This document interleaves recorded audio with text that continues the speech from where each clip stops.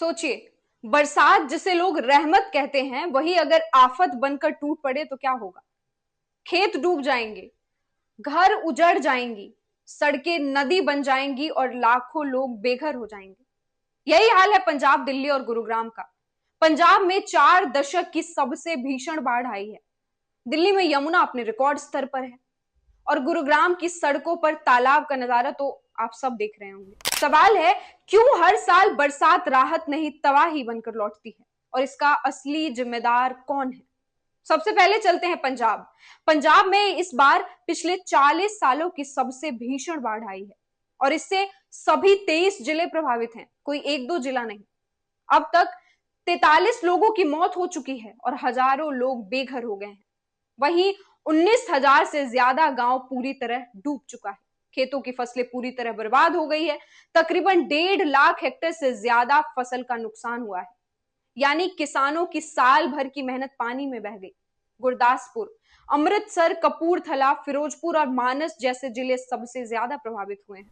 लेकिन ये आपदा अचानक नहीं आई थी, इसके पीछे एक बैकग्राउंड भी है। हिमाचल प्रदेश और जम्मू कश्मीर के पहाड़ी इलाकों में लगातार कई दिनों तक मूसलाधार बारिश हुई।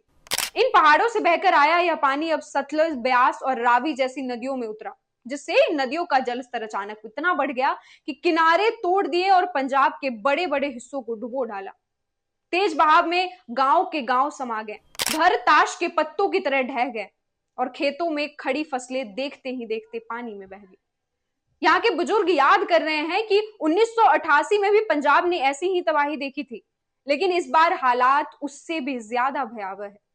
लगभग 37 साल बाद राज्य फिर उसी त्रासदी से गुजर रहा है। फर्क बस इतना है कि इस बार पानी और तबाही दोनों कहीं ज्यादा गहरे हैं।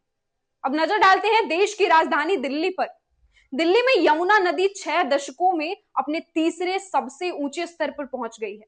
यमुना का जलस्तर खतरे के निशान से ऊपर निकलकर 208.66 मीटर तक पहुंच चुका है, अभी तक का रिकॉर्ड। नतीजा, हजारों लोग बेघर हुए, कई कॉलोनियां और सड़कें डूब गईं। लेकिन सबसे बड़ी हैरानी की बात यही है कि दिल्ली जैसी राजधानी, जहां संसद है, राष्ट्रपति भवन है, बड़े बड़े दफ्तर और मंत्रालय हैं, वही शहर हर साल बरसात में पानी पानी क्यों हो जाता है। जवाब बहुत साफ है, क्योंकि यहाँ का ड्रेनेज सिस्टम बहुत खराब है और ऊपर से अतिक्रमण ने हालात और बिगाड़ दिए हैं। जिन नालों को साफ होना चाहिए उनमें कचरा भरा रहता है, जहां पानी को बहना चाहिए वहां इमारतें खड़ी कर दी गई है। नतीजा यह है कि थोड़ी सी तेज बारिश भी पूरे शहर को ठप कर देती है। ट्रैफिक रुक जाता है, घरों में पानी घुस जाता है और लोगों की जिंदगी अस्त व्यस्त हो जाती है। सरकारें बदलती रहती है, वादे भी बहुत होते हैं, लेकिन हालात आज भी वही के वही है। आखिर क्यों? क्यों हर साल राजधानी के लोग वही मुश्किलें झेलने को मजबूर होते हैं? यह सवाल सिर्फ दिल्ली वालों का नहीं, पूरे देश का है। अब दिल्ली से सटे गुरुग्राम की हालत भी कम खराब नहीं है।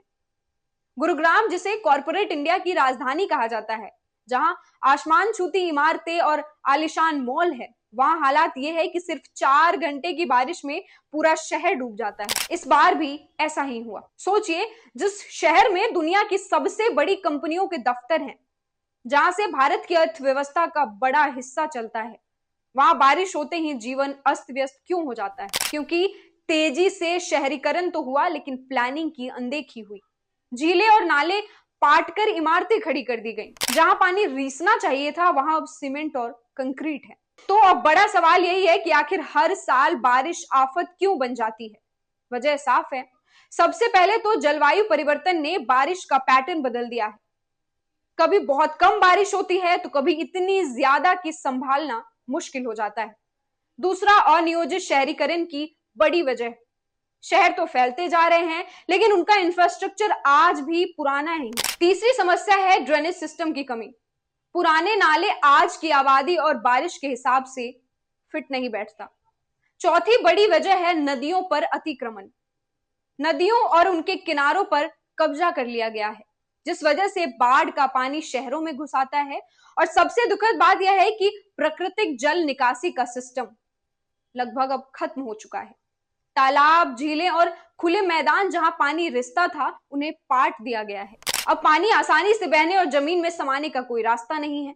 नतीजा बारिश होते ही शहर डूबने लगते हैं। अब सवाल सिर्फ ये नहीं कि हालात कितने खराब हैं, असली सवाल ये है कि इससे बाहर कैसे निकला जाए। इसके लिए सरकार और प्रशासन को लंबे समय की सोच के साथ काम करना होगा। सबसे पहले नदियों और नालों पर किए गए कब्जे हटाने होंगे ताकि पानी का रास्ता साफ हो सके।